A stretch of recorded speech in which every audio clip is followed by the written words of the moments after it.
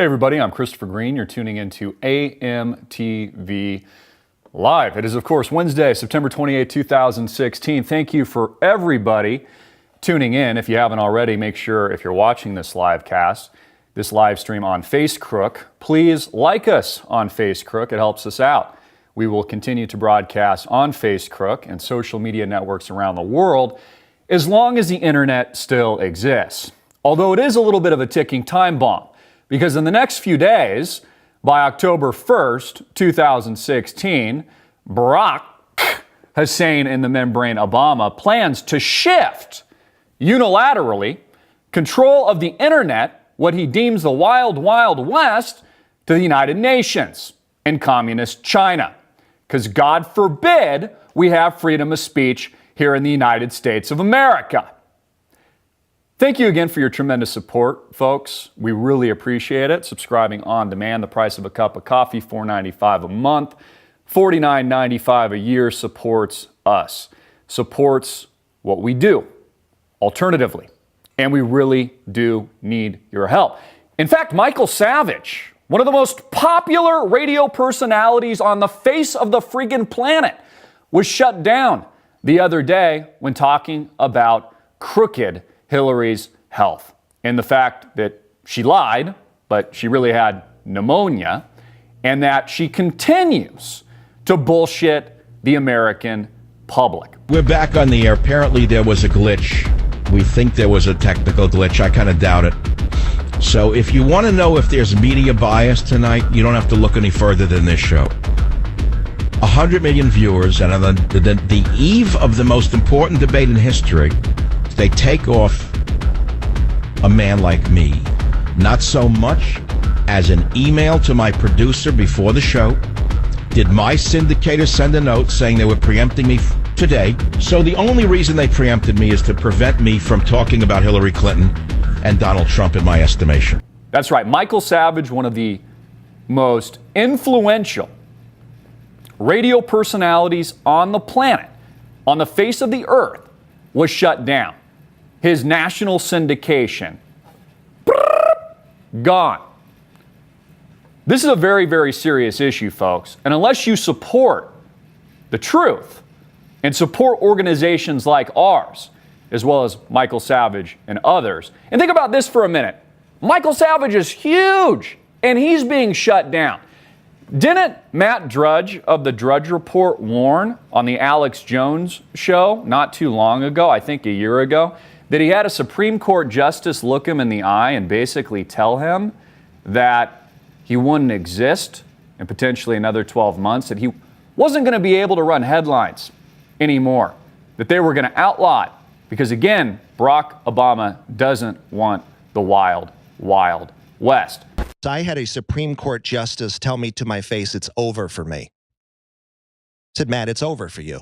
They've got the votes now to enforce copyright law. You're out of there. They're going to make it so headlines, you can't even use headlines. To have a Supreme Court justice say that to my face, that it's over. He wants to turn us into communist China or a tyrannical government like North Korea, perhaps. Again, the people are getting too powerful. This alternative media is becoming too powerful. And people like Barack Obama and Hillary, rotten Clinton, are running scared. They need to control the narrative. They need to control everything. They need to brainwash you, the American sheeple. They need to control people like Lester Holt, as they did very, very effectively at the presidential debate. Am I missing something here? I was driving into the studio this morning and I was honestly thinking to myself, what am I missing about this presidential debate? Because all I'm hearing is a cheerleading. Like, yay, we won. Donald Trump dominated. Yeah, it's a shoo-in. He's going to win. Really? It's a shoo-in? He dominated? Because I didn't see that at all. I thought he did pretty good. In fact, I would give him probably a B rating, like a B, maybe a B minus, maybe even a C. I mean, he was okay. I didn't really get the jabs that I wanted out of him. He didn't really go on the prowl like he normally does. He wasn't the attack dog that he usually is. In fact, he even allowed Hillary Clinton to question his integrity, and he just took it. When he should have been like, look, you're questioning my integrity? How about your integrity, Hillary Clinton? That's what the American people don't trust. You're lying. Benghazi Gate, the death of Christopher Stevens, several other Americans, blaming it falsely on a YouTube video called Innocence of Muslims, and then ruining that guy's life, by the way, that had nothing to do with the strategically timed terrorist attack that made up September 11th anniversary. So he doesn't mention any of that. Lester Holt, of course, doesn't ask a single question about the Clinton Foundation at all. Donald Trump's, he's able to get a couple punches in or jabs, I guess, on the email scandal, but that's it. And then all I saw was overwhelming polling that said Donald Trump dominated, namely from the Drudge Report, which had like an 80% upvote that Donald Trump won. Now, look, I think Donald Trump did a good job. I do. He gets a passing grade. But in all honesty, it wasn't good enough. He needs to do better. And hear me out on this. You see, Donald Trump's supporters, people like me, my mind isn't changed at all. I'm going to vote Donald Trump. I love Donald Trump. He helps to swing the pendulum back from the liberalized PC, cut your dick off, Bruce Jenner bullshit society to where we need to go. He at least puts a tourniquet around the gunshot wound for the moment. Here, as America is bleeding into tyranny and we're losing our freedom and liberty, nothing in my mind changes. I'm still voting for Donald Trump. All the Pepe the Frog, now deemed terrorists, according to certain organizations, voters of Donald Trump are still going to vote for Donald Trump. That's not the issue. Where the problem is Donald Trump needs to woo the undecided voters. And namely, where he's most weak, like with African Americans and Latinos and ethnic groups, he needs to woo them as well. He did not do that during the Hofstra New York presidential debate. He wasn't winning it, to steal some terminology or verbiage from Charlie Sheen. So I see that as a problem. I also think that, in all fairness, Donald Trump's handlers are over managing the Donald. Telling him to back off so much and be so reserved that he doesn't even counterpunch from time to time. My advice, Donald, is let you be yourself. Let the Donald be Donald. Again, if I was advising Donald Trump, I would have told him to be reserved on certain issues. I would have told him to veer away from certain things like Hillary's health or Bill Clinton's philandering and his accusations of rape and him being a sexual predator and those kinds of things. I would have, advised that. But he could have lightly planted the seed and helped to control the narrative a little bit. But see, here's the problem. Hillary Rotten Clinton owns the mainstream media and the people that own her, the rotten corporations that own America today. You see, America is bought and paid for.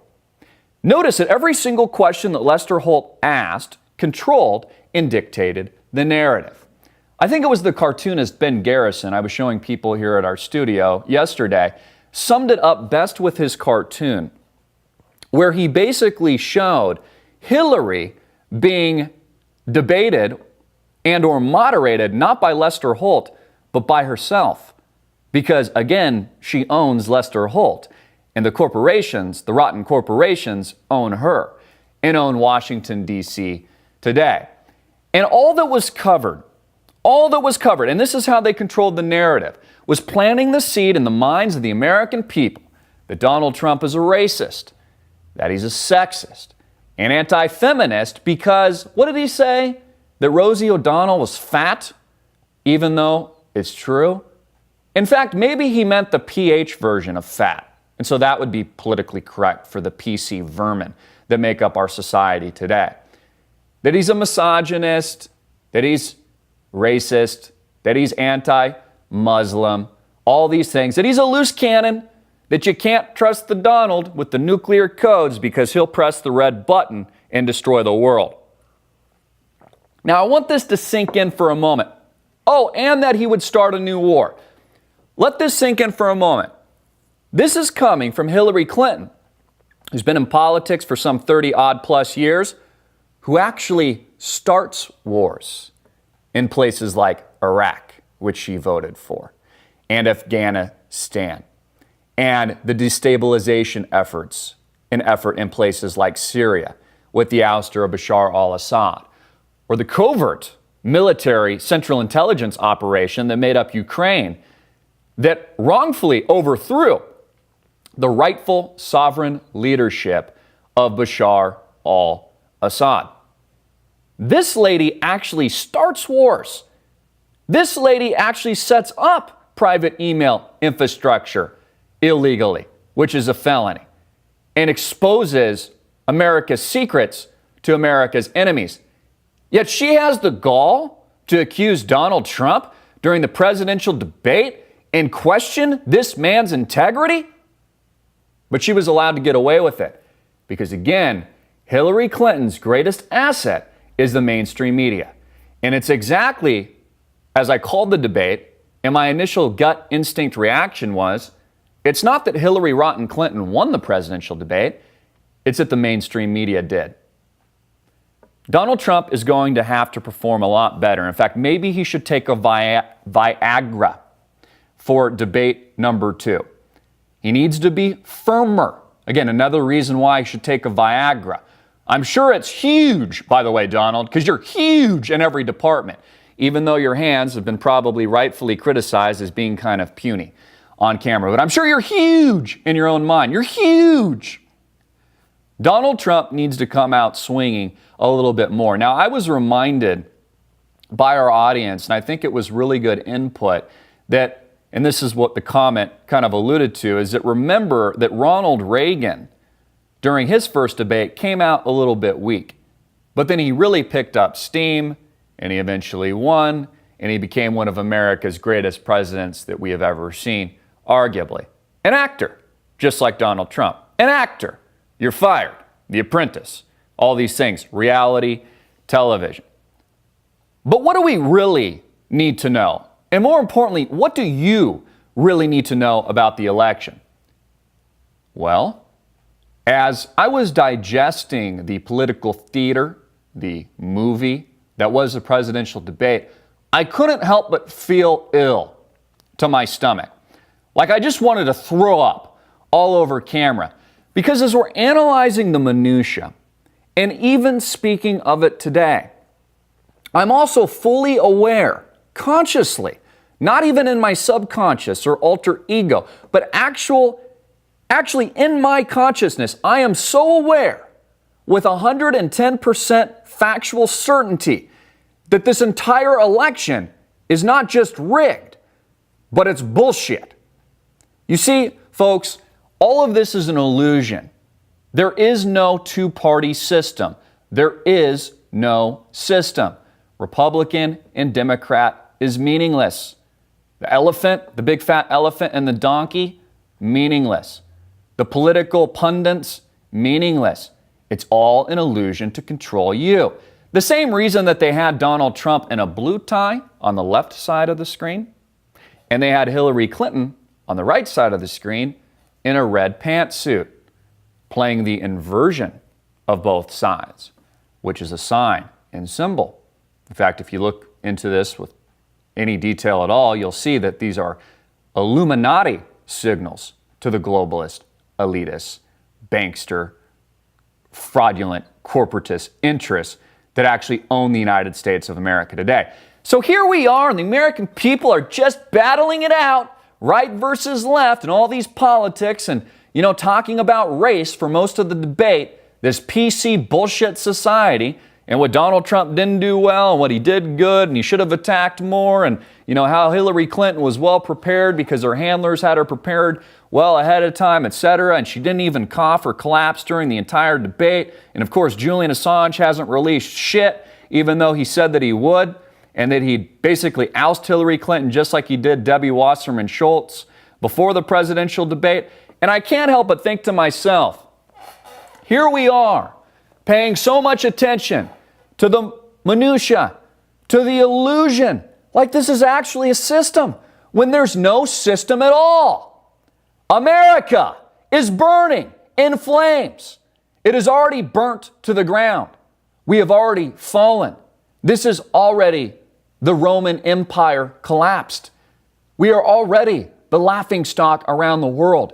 Gross immigration has already happened. They're already here. The terrorism is already on our soil. People are already dying. The endless wars are already continuing. The bankster bailouts move into infinity. None of these problems have been solved, but we're getting some good entertainment. Isn't that nice? Yeah, grab your popcorn and pop a beer. I'm actually drinking green iced tea today. I like green tea. And I've replaced it with my cup of coffee. So maybe I'll start saying with your cup of green tea. It's pretty easy on the stomach. You know, if you drink a lot of cups of coffee, it's a diuretic, makes you go to the bathroom a lot. You know, I think it's important that we try to lower stress levels. It really is really important. You know, the political environment, it's taxing. It can tax a lot of us, kind of like Glenn Beck. I don't know if you've seen him lately, but he really does look like he's lost his mind. You know, he bet on the wrong horse, Ted Cruz, and he kind of went down in a ball of flames, and now he endorsed Donald Trump, which, again, it's just crazy how all this happens. And, you know, I give Ted Cruz a lot of credit. You know, he's doing a good job. He's also putting up a fight with this internet shutdown, by the way. In fact, who knows, folks, this might be our last broadcast. Cheers to that. In fact, I'm going to take another sip of my green tea here on ice because it could be the last broadcast, unless you support us. That is. But you see, this environment is stressful. And Glenn Beck seems to be kind of losing his mind. Really, he seems to be kind of losing it. It's really interesting. You know, every time he's speaking, he's always like in this setting that he's created that looks like he's at the Four Seasons or something. You know, he's like got a pillow next to him. It's kind of like Oprah Winfrey and stuff. And he's sitting there, and he's in Texas, of all places, like Dallas, but he's always wearing like a fur coat or a big fat sweater or something like that. It's really quite ridiculous. But he seems to be losing his mind a little bit. And can you blame the guy? I mean, he's been doing this for a long time, and it's just like he's kind of just cracked. He's just lost it. Now, I know a lot of you guys don't like Glenn Beck, and we all have our opinions, right? Opinions are like the A word. But it's kind of a testament to how crazy this shit show really is. So when I look at the question, what you really need to know about the election, what you honest to God really need to know is this election is a farce. It's total bullshit. Your vote doesn't count. This is just entertainment. And who's better in entertaining than another actor like Donald Trump and Hillary Rotten Clinton? Now, again, I'm pro Donald Trump. I give the guy a lot of credit. I fully believe, truly believe that he is anti-establishment. It's why none of the establishment wants Donald Trump to be president of the United States. It's why Michelle Obama doesn't want him as president. But more importantly, the Bushes don't want him as president. Romney doesn't want him as president. Even an article was sent to me by one of our marketing managers today that indicated that the Arizona Republic, an historic conservative newspaper, which I'll never read again, by the way, is actually flip-flopping on supporting the people's choice in the name of Donald Trump, and instead they are going to endorse Hillary Rotten Clinton.